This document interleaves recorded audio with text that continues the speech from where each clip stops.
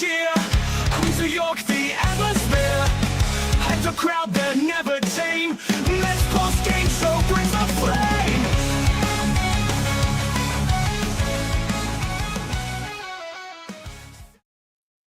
What's up, Mets fans? Welcome back to another post-game show right here on the channels and on X. Yeah, guys, I'm lost for words. This team's quite embarrassing.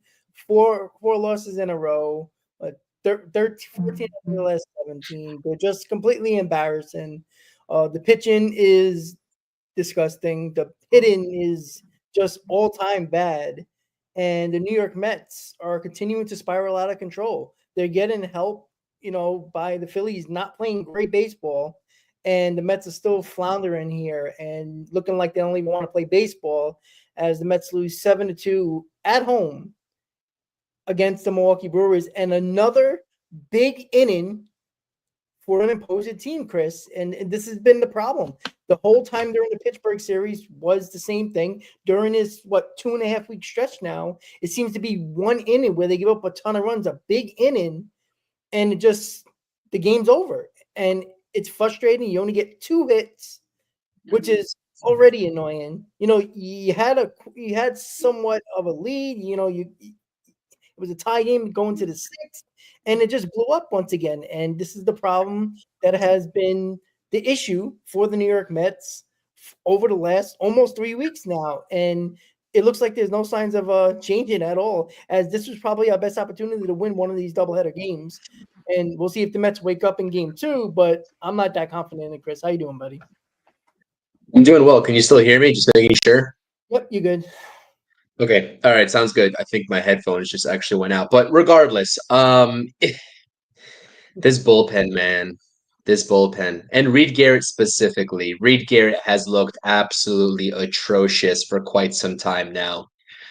He calls his own pitches, though, right? I mean, he calls his own pitches. So, what are we doing here? What are we doing here? I'm lost for words, Rob. I am truly lost for words. Pathetic. It's pathetic, is what it is. The Mets.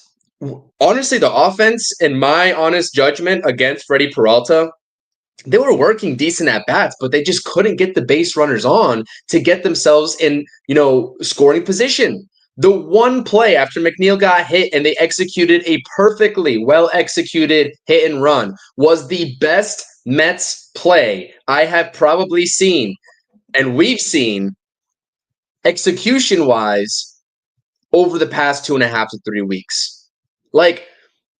It's brutal. It's absolutely brutal. I mean, Clay Holmes did fairly well, 5 1/3, but the walks are continuously a problem for him. They continuously drive his pitch count up. I mean, he only went 5 1/3. He threw 90 pitches. He didn't get quite, to 100 pitches thrown.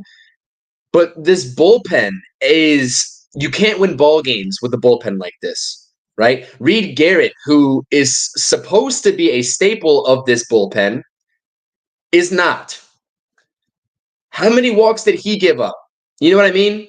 He gave up a couple walks in a row, from what I remember. It's terrible execution in all facets of the game. To win a baseball game and to get yourself out of this rut that the Mets have been in, it takes a total team collective effort. There is not one area of this team that I can say that I'm confident in. Not the bullpen, not the offense, and not the starting pitching. And I know that we're not going to be talking about I'm not doing a postgame for game 2. Some scheduling things got in the way for me. I know that you might be doing a pregame for game 2. But is anybody confident in game 2? Is anybody confident that they're going to win that game? I mean, do you know who's going on the mound for the Brewers in game 2? This offense, if they're not touching Freddie Peralta or the Pittsburgh Pirates staff, they're not touching this guy in the nightcap. It's shameful, really. This level of play and this effort is absolutely shameful. There's going to be a lot of finger pointing around this organization, right? From the fans too. Is it the players' fault? Is it the coaching staff's fault? Is it Carlos Mendoza's fault? I don't care at this point. I don't care. Because to me, this all falls under still your front office. And David Stearns is going to have to answer questions for these failures, right? He built the team the way he wanted to. And that was fine. And I was fine with it. I was fine with it. But when you have stretches like this, you're going to have to answer questions from the top. And so I don't know. I don't know what it's going to take. I'm looking for answers. I think we're all looking for answers right now in terms of what it's going to take to get out of this funk. The one thing that is absolutely hilarious as the Mets try to give this division away to the Phillies is that I think maybe it went final. The Phillies also lost game one of their doubleheader, if I'm not mistaken, to the San Diego Padres. So they're still only a game and a half up. Like, if I'm a Phillies fan, you got to be kicking yourself because this is their opportunity to run away with this division, and they simply haven't done so. So the Mets are going to have to wake up and realize that they're still in it, start to give a damn about playing the game, or the Phillies will eventually run away with it. Yeah. Terrible. It's terrible. Let me try to get these headphones working. Hold on one second. Yeah. Like, you know, I see people in the comments blaming Mendoza. Let me ask everybody something, right? What was Mendoza supposed to do? Right? Your pitchers don't go deep into ball games. What did we have? We're in game 85 of the season. What we had? 3 starters that have gone past the 7th inning. That's a problem within itself. I've talked about this from day one of the season. I talked about this in the season preview back in the offseason, a week before the season started. This rotation was always and always will be. I don't care. I don't want to hear anybody talk about the injuries because when they were the best rotation in baseball, minus Manaea, nobody was talking about it. But this is the rotation that I expected. I'm sorry. Griffin Cannon, yeah, he got hurt, but he was pitching to nearly a 4 ERA. Are you excited about that? No. Clay Holmes is a reliever. As I've said, he's a 5-inning pitcher, barely, by the way. The guy walks the ballpark, which has always been his problem in his career as a reliever and now as a New York Mets starter, right? When you try to put these guys together and fix them or have a reclamation project or try to put them to something they're not, you're going to find yourself in situations like this. He walked, again, the 4th inning again for Clay Holmes. The pitch count goes up. He was fine through 3 innings. I'm like, all right. And here's why I'm not giving no credit to Clay Holmes at all. You know why? Because of the rain delay yesterday, he had another day off. This is where you need to step up and go 6+ at least. And you couldn't even do that. So you get an extra day rest, and you couldn't provide any extra innings to help your bullpen that has been struggling, that it's already worn out because you, the rotation, can't go deep into games. And Chris, you know, we went back and forth a couple of weeks ago, about a month ago, about, you know, about the Mets, you know, kind of being around league average when it comes to innings pitch per pitcher and stuff like that. But the issue is the fact that this was like a 3-week stretch where the Mets pitching kind of went deep. After that, it's been, you know, 4 2/3, 5 1/3, 5 innings, right? It has it consistently. And this is why I talk about people who say, oh, well, look at Corbin Burns. Look, he got hurt. This is why you don't give big money and big years to pitchers like that. You got to make sacrifices sometime. Sometimes you have to go after a couple of big fish, or at least one big fish, maybe even 2 big fishes in your rotation, because those are stoppers. Those are guys that there is no confidence in anybody in this rotation. You want to be confident with Kodai Senga when he comes back? Go right ahead. He's been hurt 2 out of the 3 years he's been a Met. Sean Manaea, all right? $20 million man. Why aren't we talking about him? Why aren't we talking about him? He got hurt. $20 million is what? Chump change? It's not. The fact of the matter is, you're paying less money because, oh, it's not going to burden you 2, 3, 4 years, 5 years from now. Sure. Okay. But sometimes you got to bite the bullet because sometimes you need a pitcher to go out there and dominate a ball game, take matters into his own hand, right? Your offense is not doing well. So they were never doing well. But as much as a lot of people gave credit for the first 2 months to the pitching staff. You got to kill him. And this starts with David Stearns. He put this rotation together. He put this bullpen together. And oh, by the way, Reed Garrett's doing what?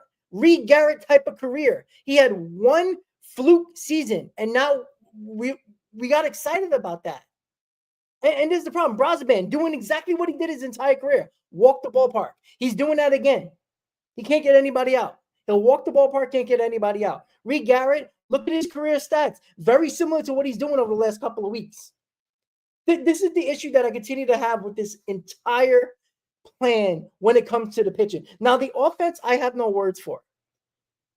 I mean, you can say that Vientos is not the same. Alvarez is in the minors, right? Those are two guys that we thought were going to be 5, 6 in this lineup, 4, 5 in this lineup that are in, one's in the minors, the other one's not playing well.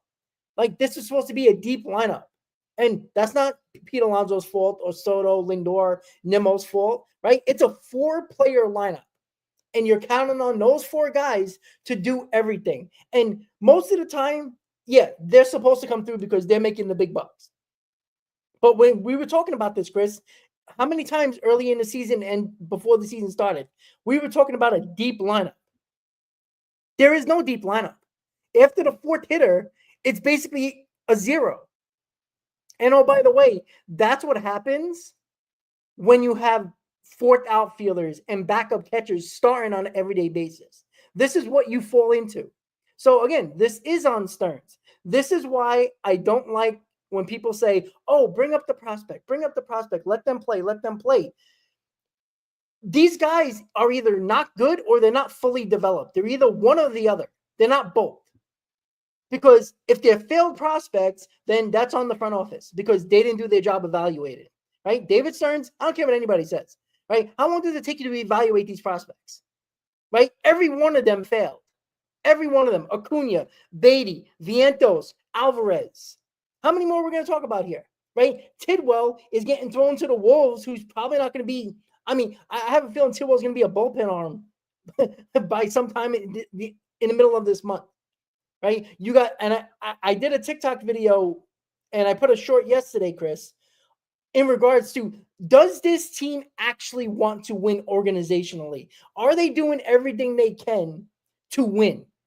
I don't believe they are. And I've questioned this before earlier in the season. I don't. I do not trust it. Jonah Tong and McLean are pitching extremely well. And then I have people commenting, oh, what, you're not going to bring a guy up from Double-A? Why not? You don't have to be like everybody else. The guy's pitching great. Give him an opportunity. What is there to lose? To see Paul Blackburn pitch 2 innings again? It makes no sense.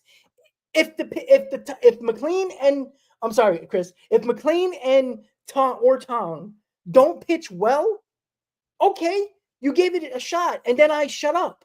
But you're putting these guys in the minors, you're leaving them there, throwing more innings and more useless innings, because at some point you got to make a decision on these guys, because those guys should either be in this rotation or you get rid of them to bring somebody else better. That's my problem, Chris. And I'm questioning this organization. Do they actually want to win and do everything they can to win? I don't know. Oh, Chris, we can't hear you, buddy. I think it's your mic. Yep, I heard you. I hear you. There you go. Can you still hear me? Okay, I'm here. All right. Sorry about that. I made listen, first of all, shout out to Ray saying that I released a video talking about the bottom of this order and the lack of production. I mean, a couple weeks ago, that's very evident, especially when Ron Mauricio and Francisco Alvarez at that point were still struggling. This, even going into this season, I think we all knew that this is going to be a front end heavy lineup, but that guys in the front end should be able to carry this lineup given how much talent is there, and they haven't. I released a video yesterday talking about Nolan McLean and why is he not in a Mets uniform right this second? Because you're absolutely right, Rob. You are absolutely right. What is the barometer? What is the judgment of how the Mets organizationally deem a prospect to be ready, especially from the pitching side? Is it a certain amount of innings that he's going to throw at each level and then he gets the promotion? Or are they taking a look at his command? Are they taking a look at his feel for the game? How he commands the game and controls it? If for me, how you are pitching in game situations and scenarios should matter more so than how many innings you have under your belt. Noel McLean's got like 50 innings almost under his belt at AAA. He's pitching 2.27 ERA. Call this dude up already. Call him up. Because guess what? We're going to have to keep on hearing that Frankie Montas thinks that he's tipping pitches, and that's why he, gave up 5 runs in Pittsburgh. Sorry excuse. Your asset and all your rehab assignment starts. It's a sorry excuse. So I don't want to hear about tipping pitches from Frankie Montas, who's making $17 million for 2 seasons, by the way. I don't want to see Paul Blackburn out there. I would rather get burned with Jonah Tong on the mound and Noel McLean on the mound than have to watch another Paul Blackburn start. I guarantee you that. Guarantee.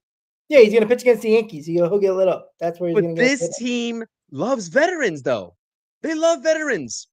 How many cracks at the major leagues did Jared Young just get offensively? They love them some useless veteran presence in this team, right? On the roster. It's beyond me. And then you have other organizations that, around the league, they are quick to call up their talent, even if it's in AA. Over the past couple of seasons, we've seen the Atlanta Braves do it. What about the Dodgers, Chris? For the Dodgers. I mean, and what I will say to end my point here about the position group that needs to figure it out and that this season falls on is the offense still for me. It's the offense. Absolutely. Because the Mets were winning games and the bullpen and the pitching staff, all we heard about. I made a video about it and I was very impressed with the team ERA, the bullpen ERA and the staff ERA. The Mets still rank top 5 in staff ERA, by the way. Nobody cares about it, but they do. The bullpen has dropped out of top 3 ERA all the way down to 12. All the way down to 12. So when the bullpen is not carrying and preserving 1-run leads, right? In 2-1 ball games, 3-2 ball games, what have you, that the Mets were winning earlier this season because the offense can't put up more than 5 runs, right? And give their pitchers some breathing room. When that ERA for the bullpen drops from top 3 in the majors all the way down to number 12, which is where they were at going into today's game in game 1, yeah, the offense is going to get exposed for, quite frankly, how shitty they are. Yeah. This offense is shitty. Like, I'm sorry to say. It's this, there's probably another word that I should have used, but I'm going to call it as it is. This offense is bad.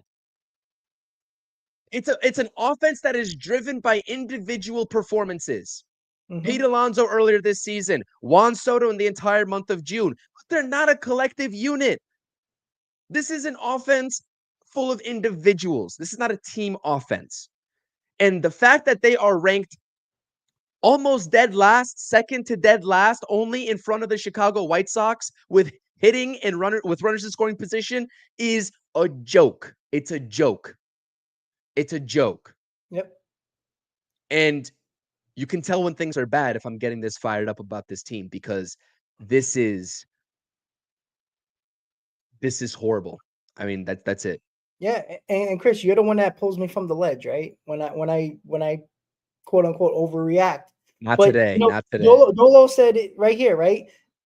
Break up the damn core. Now they're not going to do that at this point. They kind of made their bed by long-term contract to Nimmo. I truly believe they're going to give a long-term contract to Pete Alonso. You got Lindor, you got Soto.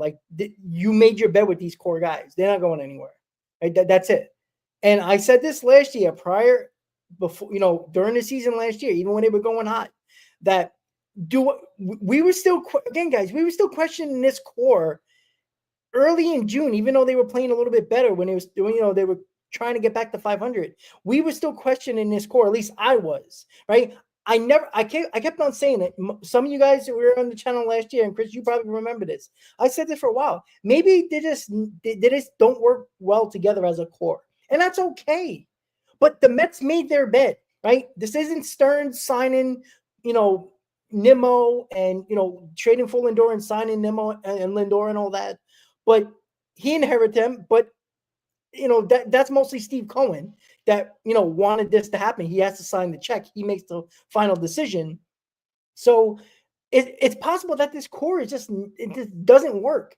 And you throw Juan Soto into the mix, and that's fine. But that's 3/4 of the core. You might throw McNeil in there because he's been a part of it as well. You got 4/5 of this core that has never worked well together. Like, they've had a lot of losing seasons together. They've had a lot of bad offensive collective, years as a team. Like, individual stats. That's why I laugh when people talk about individual stats. Oh, well, if Alonso had this type of protection, or if this guy did better, that guy did better. Look at their individual stats. They actually ended up having good years individually, but they're never hot together. When is the top of the order, the top 4 guys in the lineup, a driving force? Even last year when we were red hot, we talked about this a couple of shows ago. It was Lindor and Vientos when Nimmo and Alonso were terrible last year. It was never all 4 that were just carrying this team for a month on end, or even a month and a half. They've never done that as a core. They never have. And that has been the biggest issue. And now that the organization made the bed with these guys, and now you're stuck with them because you ain't getting rid of them. Nobody wants them. So you're not getting rid of Lindor. Nimmo is a broken down left fielder who's paid out like a center fielder. You just got Juan Soto in here. We'll see. He hasn't been good this year, but we'll see. He had a great June, but individual great June, not a team collective great June. And he had a historic Mets month for Juan Soto. And the Mets have been losing a lot of games in June, and now it's July. So it comes back to everything that I've talked about for 2 seasons now, for a while actually. But it's starting to come to a head because, again, we putting the rotation to the side, because I never liked this rotation. I am not shocked by this rotation at all, Chris, at all. I'm not. Wait, before we move on, like this is one last rotation. No, and you're gonna eat this up. You're gonna love this. As much as you talk about the rotation, you're gonna love this. Clay Holmes from SNY TV and their X account just said this in his post-game interview. It's a hot day. Definitely felt like I was getting a little tired, but I didn't feel like I was at the very end. Mendy, the pitching coaches, guys that make the decisions, make the decisions. So he's tired. It's a hot day. Yeah, dude, it's July 2nd. I mean, where have you been? This is not new. You've been pitching in New York for quite some time now. It's a hot day. Nobody wants to hear that, first of all. But second of all, he's saying one thing, he wanted to stay in the game, and Mendoza didn't want to. And Mendoza was also asked about why he only pulled Clay Holmes at 90 pitches. And he said something to the effect of, there's a quote over there on X. He said, what do you want him to throw? 10 more pitches to get to 100? Like, it was never even a thought for him to push him to 100 pitches. Well, see, but this is the problem with the rotation plan. Because you got a lot of reclamation projects, you got a lot of guys who haven't thrown that many innings, and it's not even the All-Star break yet. And we heard about the altitude of him feeling tired, or the altitude in Colorado, and then the next start, he was still trying to recover from the altitude from Colorado. So, he was gassed, he was tired, and then you hear it again. Like what is it? Like, this is the problem. This is why I don't like this stuff, right? Why I just don't understand the logic. There is no rotation plan that the Mets have right now that Stearns put together that has won anything for any other team. Go look at any other team.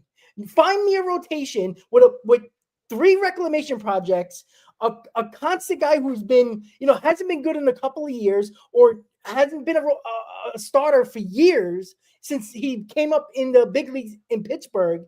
And then we act like we're shocked by this. Griffin Cannon. I mean, come on, guys. Like, Find me a rotation that makes the playoffs and goes on a run and wins a World Series or gets to a World Series.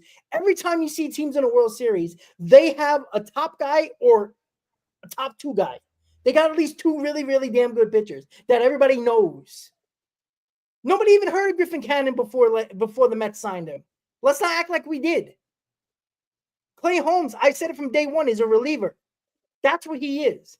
We try to reinvent the wheel. You try Clay Holmes as a starter when you have an established one or two pitchers at the top of your rotation. When Clay Holmes should be your third, or let's be honest, fourth or fifth starter, that's when you try that out as a reclamation project. Not when he starts opening day in Houston because your ghost fork pitch man couldn't pitch on opening day because he wasn't quote unquote ready. That's the problem. We don't forget about Sean Manaea. Don't forget about Sean Manaea, because guess who was right about Sean Manaea? But you were right about Sean Manaea, though. Wasn't I? Didn't I say you were right about Sean Manaea? He was. That arm was cooked from the start. Yeah, well, like I'm saying, like that arm is hanging by a thread. If anybody believes Manaea is going to make a huge difference, and listen, I hope I'm wrong, guys. I really do. But if you have confidence, and if Stearns and Cohen have confidence that Manaea is going to be like a deadline addition to this rotation, you're a fucking fool. Excuse my language, but you're a fucking fool. You drank the Kool-Aid from the New York Mets. I've told you this from the early offseason before they signed Manaea. I did not want Manaea. I even said, I'm like, it depends on what if we got Manaea. If we got Manaea plus something better, I was okay with. Not Manaea and everybody else. It's just stupid. It's a stupid concept, right? I'm not saying, I would have gone with Luis Severino a little bit more, to be quite honest with you, because he has ace type stuff. I think Sean Manaea, people didn't see that type of movement from his pitches ever. And, that windup is, interesting. His mechanics are all different. And I think it takes a while to figure it out. And I think they were kind of lost when they do it because the scouting report wasn't what they seen. And, great for us last year, but when pitchers drastically change their mechanics and their arm angle, you see it all the time. They get hurt the following year. So Stearns, who says, well, I'd rather not give a long-term deal and a lot of money to pitchers because there's a big risk of them getting hurt. You just did it with Sean Manaea. I know it's not a 7-year deal, but he's still hurt this year, right? That's what's supposed to matter. Does you really think Arizona really worrying about 2029 with Corbin Burns? No, but here's what I do know. Corbin Burns will come back next year sometime, probably June or July, and he'll pitch like an ace, right? Max Fried was out there. Chris was all on Max Fried. I really wasn't, but he's been one of the best pitchers in baseball for the Yankees, right? And there was many guys out there. I know Blake Snell isn't everybody's favorite. It wasn't necessarily mine, but when Blake Snell gets on the mound, and he will eventually, because he'll eventually pitch, he will pitch like an ace. He would pitch as a top 2 starter. This is the issue that I kept on talking about with the rotation. And when everybody wanted to say, Rob, we're winning, why you're so negative? Because this was bound to happen. You don't have so many reclamation projects where you have to count David Peterson as an ace. And we all started to because he looked like it because, well, we don't have it. And I keep on saying it, and I asked Hector again the other day on the show. Game 7, playoffs. Who's your pitcher? When there's too many answers, that means you don't have a real ace. That's the problem.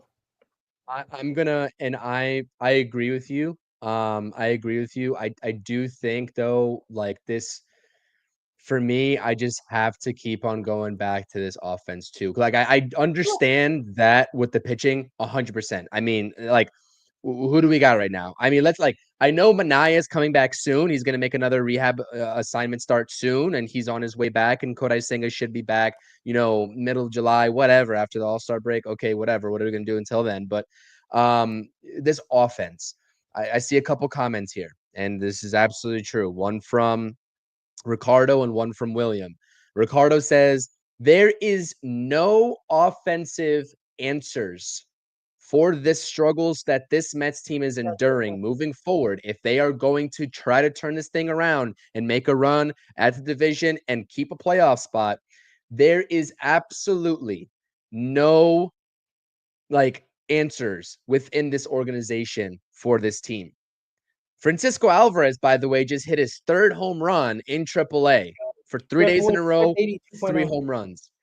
But people are gonna say Drew Gilbert, Jet Williams, and list these guys. The Mets, unless you're talking about Carson Bench, right? Unless you're talking about maybe him and he's still a ways away, there's really not a guy that I think is going to make a difference offensively for this team. I'm sorry. It's just not going to happen. There is no Michael Conforto waiting in the minors. There's not, unfortunately. I'm not sold on Jet Williams, not sold on Drew Gilbert at this point, given his extended struggles. I was a big Drew Gilbert fan 2 years ago, but again, he hasn't shown anything, no progress since coming to this organization. And then the second point here, and this is also absolutely true, from William. When Lindor stopped hitting, the Mets started losing. Last season, he started out slow. Mets went down 11 games under. Then he became MVP. And the same thing is this year, right? I mean, Lindor was on an unreal pace at some point. Then the toe injury happens, or the pinky toe injury happens. He decides to play through it, misses a game or two, doesn't go on the IL, and whatever. I mean, I respect him for trying to get through it. And he has been a shell of himself at the plate ever since then. This team really does go as Francisco Lindor goes. I'm sorry to say it. I mean, he is the tone setter in this lineup. And that would be no matter where he's at in this lineup, whether it's leadoff or anywhere else. I don't care. If he's hitting, this Mets offense is probably rolling and this team is probably winning. If he's not, you're probably looking at a very below average team. That's not a fault of Francisco Lindor because ups and downs happen. How do you have there has to be some fault tolerance here, right? There has to be multiple guys, layers of this lineup that can step in and step up and carry a lineup. I guess Juan Soto tried to do it, but nobody else was really trying to help him out.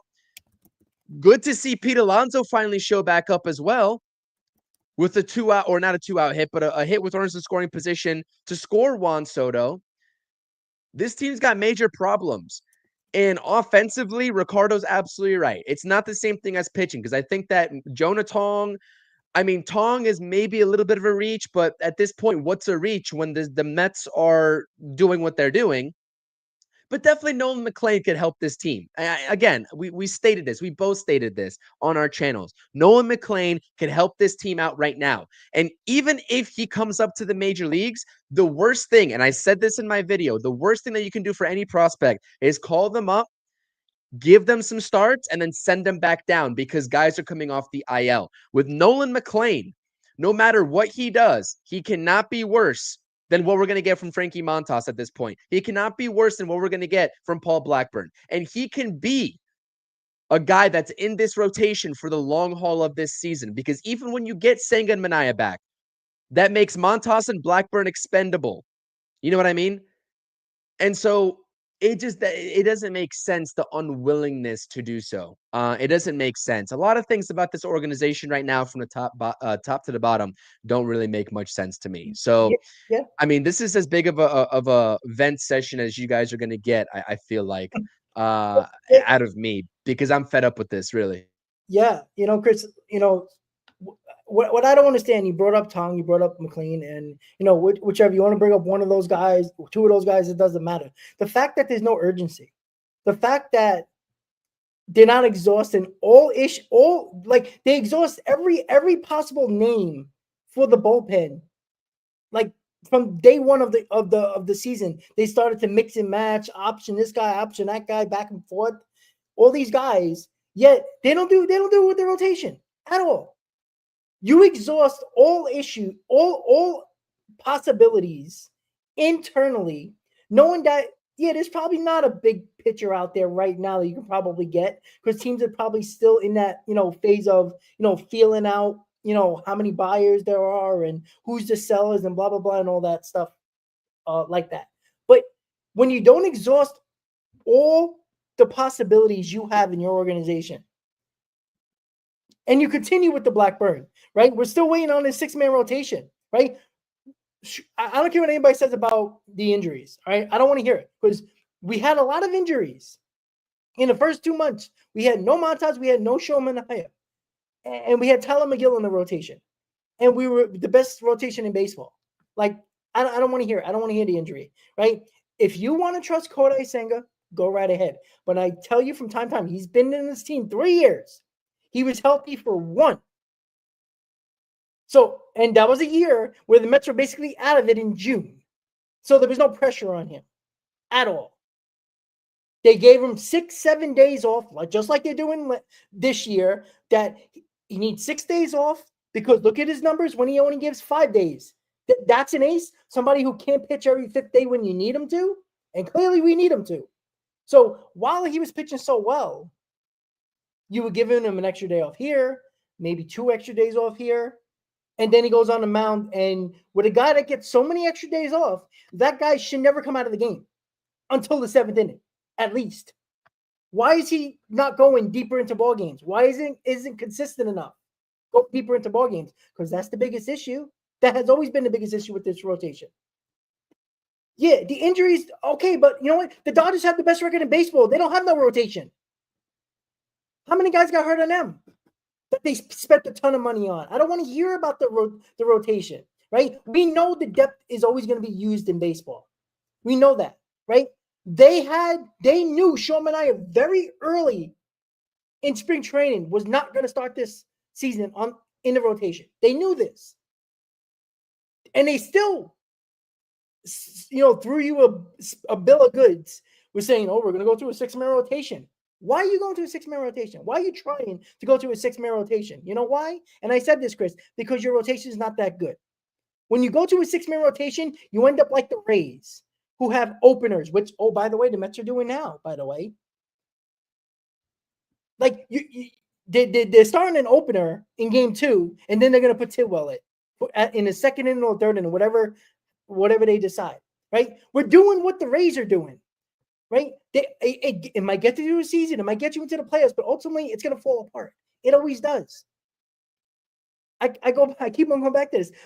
Find me a rotation that looks like the Mets with reclamation projects and guys I need so many extra days off that he basically gets a vacation between every start for Kodai Senga, who pitches once a week and once every 7th day, or he can't pitch well at all, or doesn't feel like he can pitch well at all.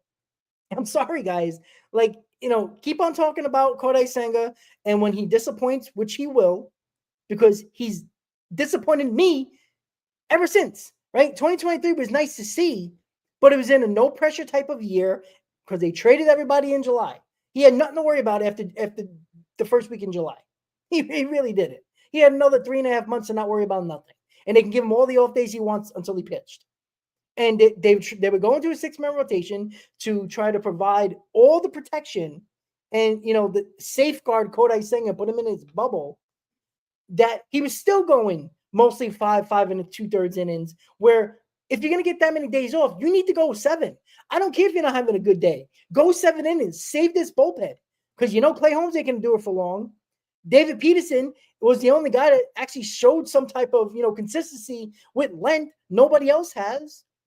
Montez, they're going to protect his innings because he's just coming back from injury. Even if he pitches well, he's going to be a 5-inning guy. When do you think Sean Manaea is going to come back? You think he's going to pitch 7 innings? No. He's going to be pitching 5 innings at best. That's the problem. This is the problem that I keep on continuing to talk about. The fact that people were blinded by this rotation. And again, I give them credit for what they did. They put us in a position where we can look like shit for 3 weeks and still be 10 games over 500. So I give them credit for that. But it wasn't sustainable. It never was. And again, I believe this offense was going just like everybody else. Everybody thought this pitching staff was going to take a step back, minus the injuries. We felt like it was going to take a step back. Even if it was a pretty decent step back, we thought the offense was going to just, score 6 runs per game, on average, and we'll be okay, right? We'll win a lot of games 6-5, 7-6, and stuff like that. But it hasn't happened yet. So again, everybody's to blame here. Nobody is blameless, right? Stearns is not blameless. Mendoza is not blameless. The offense, the rotation, the bullpen, the coaches, they're all to blame here. This is a team effort. You don't lose 14 out of your last 17, and it's not a team effort. It really is. They look lifeless today, right? They looked like they were scared to walk on that field in front of their fans. I'm lost for words because I truly believe this.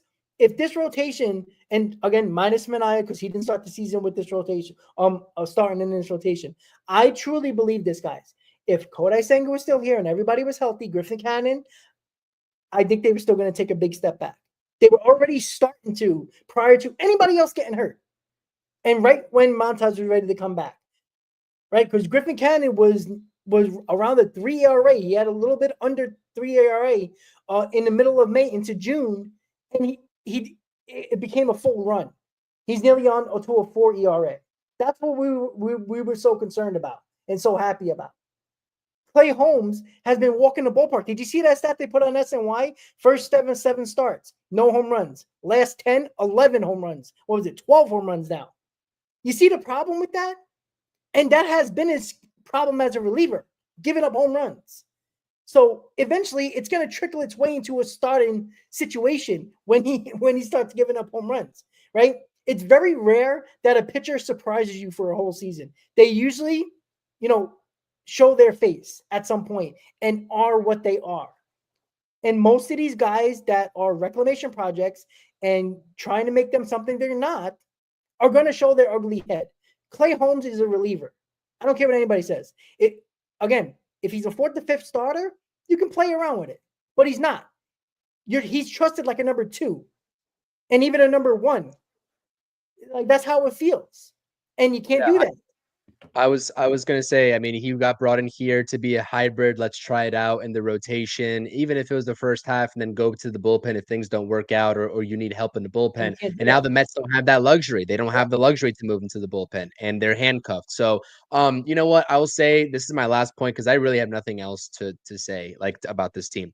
There's nothing else really for me to say, and it's an absolute joke at this point that Braziban has to be an opener followed by Blade Tidwell in game 2 while you have one of the best pitchers, young pitchers in the league going for the Milwaukee Brewers. I mean, talk about a disadvantage from the pitching matchup standpoint. But how about we lose a game, 7-6 at least, right?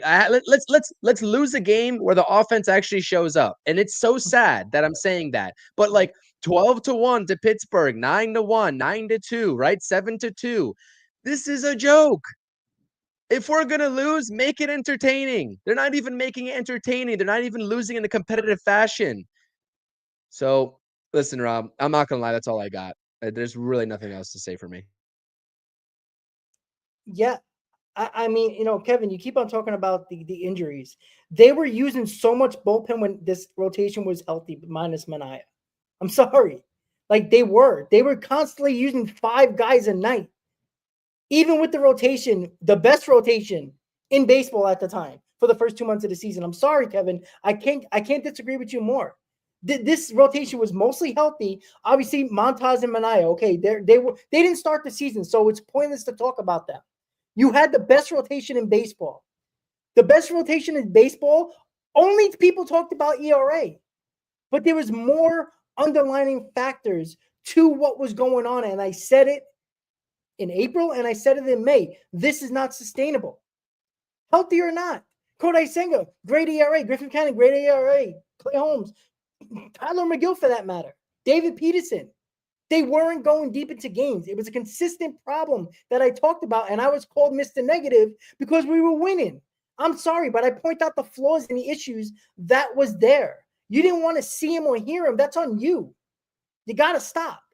And oh, by the way, guys, now that we need probably 2 rotation arms at probably middle to top end rotation arms, and we probably need about 900 freaking bullpen arms. And oh, by the way, we probably need a bat too. Good luck with Stearns trying to get all that.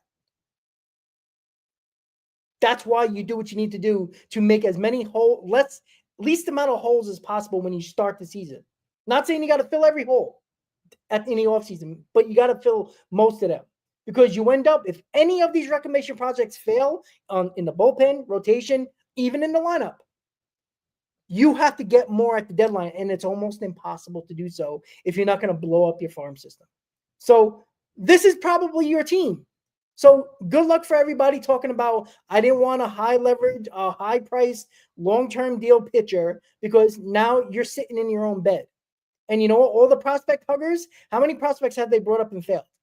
We're going to keep on doing this. So now you just, proving to all the teams that these guys are not good. Their value is basically shot for the most part. So good luck trying to do this at the deadline and get all those holes filled because you couldn't do your job, David Stearns, in the offseason. Congratulations. Chris, any final words before we head out? No. I'm speechless. This team has left me speechless. I don't have any final words. Yeah, I'd like to watch this game, but I got a long work day ahead of me in about 7 hours. So I'm just gonna, relax, have my one day night to just go to sleep because I don't even want to watch it. I don't. Right? If they surprise me and they win, I'll give a golf clap because it doesn't mean anything's different. They just won a game, and they got to do it consistently. If not, too bad. There ain't gonna be no. I can't do a pregame and a postgame for the game 2. Again, sorry about that. Work comes in to play, but one more day of work and then I'm off because of the holidays. So I'm excited about that part. Not against. Just think we're going to a Subway Series. I know it's a couple days away, but we're going into a Subway Series where both teams look like shit. They might both be out of first place by the end of the weekend, and it's so sad. We got a whole. Thank goodness I'm going on vacation. To be honest, I'm going on vacation starting tomorrow. Chris, I mean, I'll have my laptop with me. I'll have my setup with me, but don't expect to see my face until next week. I mean, I'm going to be very honest with all of you. I mean, maybe I'll post a short. I'll post a short here and there, keep you all updated if anything truly is worth to talk about. But I'm going to be completely honest. This is my vacation from not only work and everything else, but this is my vacation from the Mets too. And I'd like to keep it that way because it's not fun anymore, right? It's not fun anymore, right? But regardless, I'll be back next week and you will see my face. I'll post some short videos from my account, but I'm not going to take the time to make a whole backdrop and make any videos because quite frankly, it's not worth my time right now. It's not worth my time. This team is not worth my time right now. So listen, I still love the Mets at the end of the day. I'm not going to lie. I'll still be keeping tabs. I'll still probably watch the games. But when you tell me that we have a Subway Series to go into, I don't care how bad, the Yankees have been. You're starting Frankie Montas, Paul Blackburn, and guess who's starting on Sunday? TB freaking B. Love it. It's a joke. That's my final thought.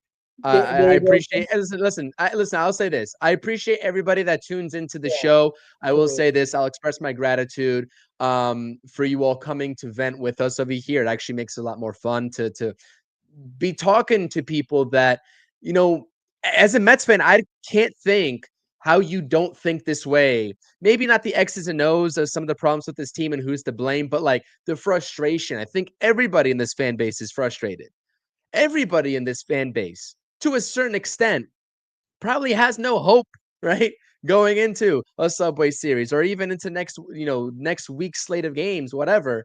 But we're all Mets fans at the end of the day. We've seen and been through this type of stretch, before multiple times growing up watching this team, no matter how old you are. So, we'll see what happens. Things aren't good right now, but we appreciate you all being here. So again, please do smash the subscribe and like buttons. We definitely appreciate it. And I appreciate you, Rob, for putting this together. Yeah, absolutely. The Mets are only 10 games over 500 now, 48-38, 4-game losing streak. Just a terrible near month stretch, losing 7-2 to the Brewers at home. Thank you for tuning in to the Mets postgame show, guys. And these are the hardest streams to do. No, even though we have, we could talk an hour and rant about how bad this team is and all our problems with this team. But these are the hardest streams to do because it's constant back and forth. It's constant banter. And we don't want to do that. And it sucks because we love this team. But we are going to tell you how we feel. And we're not going to say sorry about it because we love this team. So with that said, guys, thank you for tuning in to the Mets postgame show. We'll see you. I'll see you tomorrow for a pregame. And hopefully we're actually talking about a Mets win and hopefully a series hopefully a possibility of a series win starting this homestand. Have a good night, guys. Let's go Mets and enjoy game 2 probably. Have a good night, guys. Mets. Peace.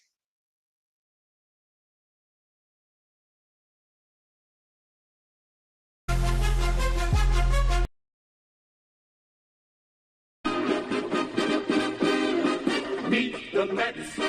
Meet the Mets.